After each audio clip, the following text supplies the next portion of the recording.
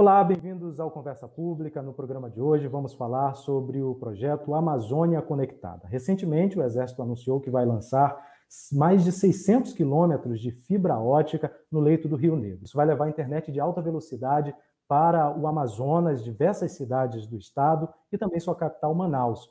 Para falar sobre o assunto, nós recebemos hoje o professor de Computação e Informática da Universidade Presbiteriana Mackenzie, Vivaldo Bretternitz. Professor e doutor Vivaldo. É um prazer recebê-lo aqui no Conversa Pública. Da mesma forma, Weber, é um prazer estar com você e estar aqui no Conversa Pública. Bom, professor, a primeira coisa que eu gostaria de perguntar para o senhor, que eu acho que é muito interessante a gente já explicar para o nosso público, como o senhor me sugeriu anteriormente, a gente falou sobre fibra ótica, mas para nós que somos leigos, o que é a fibra ótica e por que esse é o tipo de material que é usado hoje para a internet de alta velocidade? Veja bem, a fibra ótica é um cabo, se você olhar é um fio, entre aspas, né? E por esse cabo correm dados da internet, né? É a maneira mais eficiente de se transmitir grandes quantidades de dados. Aqueles de nós que vivemos os primórdios da internet, quando a internet chegava às nossas casas através daqueles cabos de cobre, a gente via que a qualidade era terrível, a internet caía toda hora, né? E se transmitia muito poucos dados. Hoje em dia, com a grande quantidade de dados que é transmitida pela internet, nós precisamos de uma maneira mais eficiente para transmitir esses dados e o cabo de fibra ótica é essa maneira mais eficiente. Os cabos correm nas cidades pelos postes ou então de forma subterrânea. Existem em muitos lugares aqui no estado de São Paulo, isso é muito comum, né? Cabos correm pela margem das rodovias, né? Atingindo as cidades do interior e tornando a comunicação de dados melhor. Muito bem, já existe há muito tempo uma tecnologia de cabos submarinos. Há quase 160 anos existem cabos submarinos que transmitiam sinais de telegrafia. Não eram cabos de fibra ótica, que são uma invenção muito mais nova, né? Hoje em dia, esses cabos submarinos são cabos de fibra ótica que permitem transmitir por baixo do mar grandes quantidades de dados, né? Aqui no Brasil, inclusive, recentemente, nós vimos a inauguração de um cabo que liga o Brasil a Portugal. Isso torna a utilização da internet muito mais veloz, muito mais rápida, né? A alternativa para se transmitir dados em quantidade maior são satélites. Só que satélites é uma tecnologia extremamente cara e que você transmitir dados de internet em grandes volumes por satélite acaba sendo uma transmissão antieconômica, fica muito caro, né? No futuro, se nós tivermos o que hoje a gente chama de constelação de satélites, ou seja, milhares de satélites transmitindo dados, pode ser que isso se torne economicamente viável. Mas hoje em dia, grandes quantidades de dados via satélite são transmitidas apenas para fins militares, em que o custo não é muito importante. Então, a alternativa que hoje nós temos para transmitir esses dados em grandes volumes é a fibra ótica e nós acabamos de ver a criação desse projeto na Amazônia que você mencionou no início da nossa conversa. Bom, exatamente isso que eu quero que o senhor explique agora para a gente, qual é a finalidade e o que é o projeto Amazônia Conectada. Veja bem, o Exército na Amazônia tem espalhado pela Amazônia, que é uma parte muito grande do território nacional, pequenas unidades, normalmente são chamados pelotões de fronteira. São grupos de 30, 40 homens que vivem a milhares de quilômetros de qualquer lugar, muitas vezes sem energia elétrica, muitas vezes sem água tratada. E para fins militares é necessário o uso de comunicações eficientes, rápidas, né? Então o Exército concebeu essa ideia de se criar uma rede de fibra ótica unindo essas unidades do Exército que normalmente se localizam à margem dos rios, né, dos grandes rios da Amazônia. E aí surgiu a ideia de usar a fibra ótica que corre por baixo, por dentro dos rios, né, para ligar essas unidades do Exército. Muito bem, como eu disse, os cabos de fibra ótica são muito eficientes, ou seja, eles têm uma capacidade de transmitir uma grande quantidade de dados em alta velocidade. Então a ideia evoluiu e outras agências governamentais, né, por exemplo, o Ministério da Saúde, o Ministério da Educação, etc., poderiam e estão passando a compartilhar essa rede juntamente com o Exército. E essa rede vem agora sendo expandida, né? Então, é um cabo que corre pelo leito dos rios, lá no fundo do rio, e ele transmite dados. Por que pelo fundo dos rios? Porque, evidentemente, na Amazônia nós não temos estrada, é impossível você correr um cabo, um fio pelo meio da floresta, né? Então aproveita-se o rio, aproveitando, sendo redundante, que a maior parte das populações e a maior parte dessas pequenas unidades do Exército são sediadas na margem dos rios também. Até porque se diz que os rios são as estradas, né, da região amazônica. Exatamente, né? exatamente. Esse é um projeto que já foi anunciado já há alguns anos, mas agora ele parece que tem tomado corpo. Em que fase esse projeto está atualmente, professor? Veja, eles estão sendo completados agora, a expressão que a gente usa é lançar cabos, né? Estão sendo lançados cabos, basicamente a partir de Manaus, pelos dois rios que acabam formando o Rio Amazonas, né? O Rio Negro e o Rio Solimões. Cerca de, até agosto, espera-se que mais ou menos 1.800 quilômetros desses cabos já tenham sido lançados e já estejam em operação. A Anatel, a Agência Nacional de Telecomunicações, vai conduzir um projeto similar, partindo de Manaus até Santarém, que é já no estado do Pará, né? Santarém é uma grande cidade do Pará, inclusive é onde o rio Tapajós se une o deságua no rio Amazonas, né? Então é um ponto estratégico também para as telecomunicações.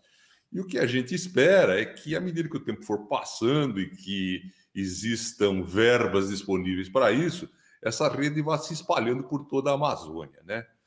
Nós temos populações que vivem à margem desses rios, totalmente isoladas, como eu disse, né? E a chegada desses cabos abre uma série de novas possibilidades para essas populações. Possibilidades de mais educação, possibilidades de mais saúde, de melhor atendimento médico e coisas dessa espécie. É a esperança que nós temos de forma a integrar a Amazônia ao resto do país. Todos nós que temos alguma vivência naquela região sabemos que no interior da Amazônia você está em outro mundo, outro mundo literalmente, dá a impressão que você está fora da Terra, né? Pela quantidade imensa de carências que aquela população tem. Hoje o nosso convidado é o professor de Computação e Informática da Universidade Presbiteriana Mackenzie, Vivaldo Bretternitz. Professor, a gente estava falando sobre, digamos assim, a logística desse projeto que é tão ambicioso, né? Embora a gente esteja falando sobre lançar cabos no leito de alguns rios, o que para quem é leigo como eu parece algo relativamente simples, mas é uma logística muito complexa, por isso é um projeto realmente de longo prazo, não é mesmo? Exatamente. Você precisa, para fazer esse lançamento, ter, por exemplo, navios, né, que tenham a capacidade de fazer esse lançamento, né? A gente pode entender, usando uma imagem do nosso dia a dia, esses navios carregam os cabos enrolados como se fosse um enorme carretel, e à medida que eles vão navegando, o cabo vai sendo solto para o fundo do rio, certo? Então, nós precisamos de equipamento, esses navios por lançamento, nós precisamos dos próprios cabos, que também não são baratos. Esses cabos, além da fibra ótica, eles têm que ter uma série de camadas externas que protejam o cabo contra, por exemplo, corrosão, algum choque, qualquer coisa dessa espécie. Além disso, você precisa ter os pontos em que os povoados em terra ou as unidades do Exército vão acessar esse cabo, né? Seria como uma ligação desses locais com o cabo principal. Então, tudo isso implica em muito trabalho e isso implica na necessidade de recursos financeiros muito grandes, né? O cabo é eficiente, o cabo é útil, mas para sua implementação são necessários recursos muito grandes, né, de natureza financeira, coisa que, infelizmente, a gente não está conseguindo com facilidade face às sucessivas crises que o nosso país vem vivendo. As Forças Armadas têm um projeto chamado CIVAM, é algo como o Sistema de Vigilância da Amazônia, é um conjunto de radares, aviões, sensores, destinado a proteger as fronteiras do Brasil, detectar violações da lei, cruzamentos ilegais da fronteira, etc. E esse projeto é um projeto maravilhoso, algo que certamente iria nos ajudar muito, tem andado a passos extremamente lentos pela falta de recursos financeiros, que infelizmente é um problema crônico do nosso país, né? A conexão de todos esses postos, esses povoados amazônicos, por fibra ótica ou por qualquer outro recurso, também anda muito devagar por conta da carência desses recursos. Bom, de qualquer forma, é um projeto que pretende aí ajudar a corrigir um problema muito grande, né? Porque dados do próprio governo apontam que em torno de 80% da população tem um acesso à internet no seu dia a dia, mas aí a gente fica com 20% que representam cerca de 40 milhões de brasileiros que não têm acesso à internet, ou seja, vivem isolados desse mundo globalizado, não é mesmo, professor? Exatamente. E o que é mais triste ainda, né, que esse isolamento, quando se fala isolado, você pensa, o sujeito não pode assistir um filme ou coisa dessa espécie. Em realidade, o que não é possível é a formação das crianças, é o atendimento médico adequado, né? Essa conexão é necessária para esses fins, principalmente. Esses 40 milhões de brasileiros não podem ser deixados para trás, né? Sob pena de, num prazo muito longo, aí a gente começar a ouvir novamente aquelas histórias de internacionalização da Amazônia, coisas dessa espécie.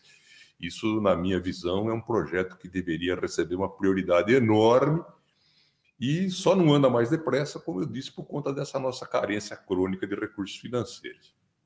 Para que a gente possa demonstrar para o público a forma que a internet representa uma mudança social de fato, o senhor falou, por exemplo, em educação, que é a sua área, o senhor é professor universitário também. A internet, ela pode proporcionar um ganho realmente muito grande, uma mudança muito grande do ponto de vista educacional para essas regiões que hoje têm uma internet precária? Sem dúvida. A gente começa a ver situações como eu vivi no Amazonas, no estado do Amazonas, por exemplo. Num povoado, nas margens do rio Amazonas, a escola era construída em cima de palafitas, porque o rio sobe, o rio desce, né? Frequentemente os alunos e as professoras e a professora chegaram lá de canoa, né? E nós temos para as 4 primeiras séries, os 4 primeiros anos do ensino primário, hoje o nome é outro, é básico, alguma coisa assim, nós tínhamos 40, 50, 60 crianças com apenas uma professora e tentando se virar com livros, né? Quer dizer, toda aquela riqueza de conteúdo que a internet pode fazer, esse pessoal que está lá tem muita dificuldade de acessar, certo? A gente tem certeza hoje, enquanto professor, que o ensino à distância pode ser muito útil. Ele não é a solução para todos os nossos problemas, né? Mas ele pode ser muito útil, especialmente por permitir acesso a conteúdos de museus, de outras escolas, a professores que estão à distância, né? Então, se a gente conseguisse fazer com que as nossas crianças da Amazônia pudessem ter acesso a essa ferramenta, certamente a sua formação melhoraria muito e eles teriam realmente oportunidade de contribuir mais decisivamente para o progresso da Amazônia e também para a preservação de toda aquela riqueza que nós temos naquela região, da riqueza ambiental que nós temos naquela região.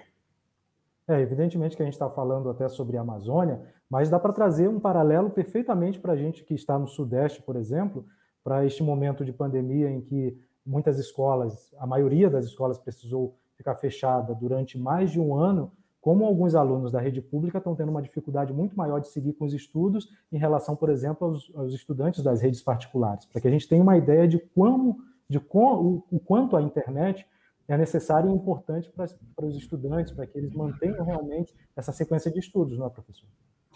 Sem a menor dúvida. Aqui mesmo na cidade de São Paulo, você tem pontos que a internet convencional, a internet transmitida aí via rede de celulares, tem um desempenho péssimo, né?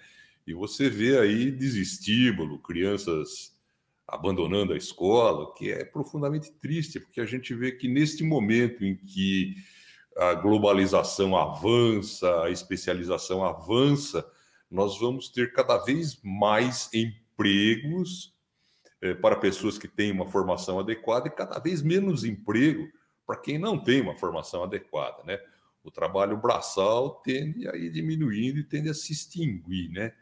Então, esse problema de formação inadequada das nossas crianças vai trazer impactos muito sérios e muito ruins para o nosso país nos próximos anos. Já está trazendo, aliás, né? Certamente. E o nosso tema é o Amazônia Conectada, um projeto que vai levar internet de alta velocidade para o Amazonas, algumas cidades também, a sua capital, Manaus. O nosso convidado de hoje é o professor de Computação e Informática da Universidade Presbiteriana Mackenzie, Vivaldo Breternics. Professor, a gente falou muito sobre educação, mas não se resume aos benefícios na educação a internet de alta velocidade, né? Por exemplo, a saúde hoje, especialmente com a telemedicina, é uma área que vai ser fortemente impactada assim que essa internet de alta velocidade for mais democratizada naquela região amazônica, não é mesmo? Sem dúvida, sem dúvida. A gente, como eu disse, que passou pela Amazônia, vê o quanto aquelas populações são desassistidas, né? É muito difícil você conseguir que o médico se instale naquelas áreas do interiorzão da Amazônia, né? É simplesmente impossível ele ganhar o seu sustento atendendo pessoas naquelas aldeias, digamos assim, né? O Exército tem uma presença importante lá, né? O Exército tem navios hospitais na Amazônia, esses pelotões que eu mencionei normalmente tem um médico, tem um enfermeiro que atende as populações na medida do possível. Mas normalmente esse pessoal é generalista, são médicos recém-formados, né? Que não tem aquela experiência suficiente para tratar de casos mais graves, né? Aí a prática da telemedicina poderia ser, ou poderá ser, com certeza, uma forma de prover mais saúde para essas populações também, certo? A gente tem visto aí, por exemplo, o pessoal na Amazônia sendo atendido. A Amazônia, em alguns lugares onde já está funcionando essa rede, né, sendo atendido por médicos à distância, por médicos do Hospital Albert Einstein, aqui de São Paulo, que é tido por muitos como o melhor hospital do Brasil, né? Então, isso seria impossível sem a presença desse tipo de rede, sem a presença desse tipo de serviço, né?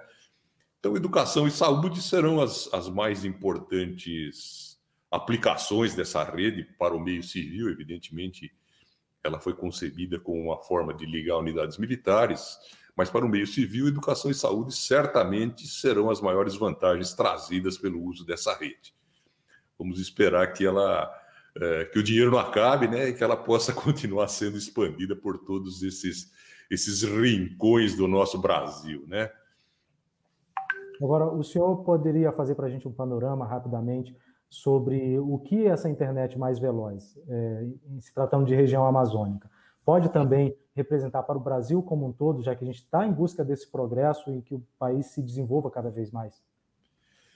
Veja, a internet mais veloz, ela está disponível em regiões como o Sudeste, nas cidades maiores do Nordeste, do Sul, em algumas áreas do Centro-Oeste, e a gente espera que ela consiga ser expandida, né? Que o seu uso continue se expandindo.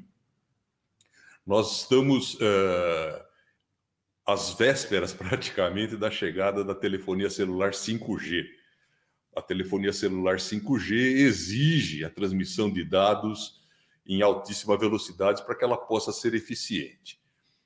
Se nós juntarmos essa transmissão de dados em alta velocidade, mais essa tecnologia nova, o 5G, nós teremos condições de avançar ainda mais na melhoria desses serviços que a gente citou aí, né?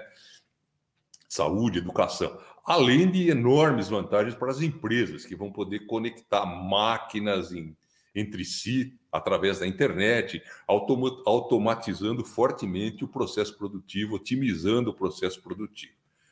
Então, todos esses avanços devem ser saudados como avanços positivos, né? E o Brasil não pode se descuidar desse tipo de coisa. O próprio caso da internet 5G, da telefonia celular 5G, aqui no Brasil vem tendo a sua implantação retardada por fatores mais de natureza política, né? Ora se dizia, olha, o equipamento que vai suportar essa telefonia 5G não pode vir do país X ou do país Y. Enfim, esses embates políticos acabam prejudicando o país, são divergências ideológicas que acabam deixando de lado os interesses maiores da nação, né? A gente espera que tudo isso seja superado e que o bom senso volte a imperar por aí. Claro, com certeza, professor. Quando a gente fala em região amazônica, a gente pensa também na população indígena, né? A previsão de que a população indígena também seja beneficiada com essa internet? Veja bem, o que a gente chama de população indígena na Amazônia normalmente pode acabar gerando confusões, né?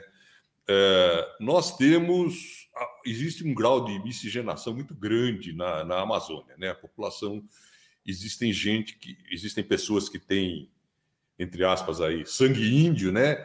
E que estão plenamente integrados à civilização. O nosso próprio vice-presidente da República, a mãe é índia, né? O que existe também na Amazônia são populações indígenas isoladas, né? A chegada dessas ferramentas a essas populações, a internet de alta velocidade, coisas dessa espécie, certamente traria contribuições para essas populações, mas também traria problemas, certo? Porque você imagina alguém vivendo isolado no meio da floresta, como aquele índio clássico que nós conhecemos, e de repente essa pessoa se vê diante da internet, né? O choque cultural, o impacto que isso poderia trazer. Esse é um tema que deve ser tratado com muito cuidado. Alguns anos atrás, eu estive numa comunidade na beira do rio Tapajós, no estado do Pará, e conversei com um pai de família, né? A cidade mais próxima lá era Santarém. Eu estava 2 dias de barco, né, dessa comunidade. Ele falava, olha, Vivaldo, eu gostaria muito que meu filho estudasse. Aqui na nossa comunidade ele não tem, ele mal consegue ser alfabetizado. Então, a minha única alternativa é mandá-lo para Santarém. Mas me preocupa pegar um menino que nasceu aqui, num lugar desse, foi criado em condições como essa que você vê, nem energia elétrica tinha, e mandar para a cidade grande. Ele pode ser vítima fácil lá de todos os males que frequentam as cidades grandes, né? Então, a chegada desses serviços à população indígena, entendido como população indígena, aquela que vive praticamente isolada da civilização, é algo que precisa ser pensado com muito cuidado realmente, né? Além disso, a gente vê pela Amazônia populações indígenas sendo manipuladas, sendo exploradas por espertalhões, índios também, quase sempre, tá? Como o pessoal fala, índio de caminhonete do ano e relógio de ouro, tá? Então, esse tema, para atender a essas populações indígenas, realmente é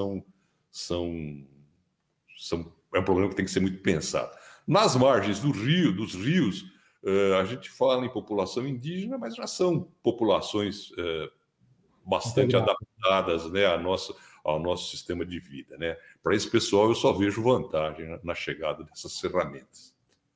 Bom, isso só demonstra o quanto esse é um assunto complexo, né? Mas Sim. levar esses avanços tecnológicos vão ajudar a região como um todo, com certeza. Professor Vivaldo, eu quero agradecê-lo pela sua participação aqui no Conversa Pública. Foi uma conversa realmente muito esclarecedora. Muito obrigado por sua participação.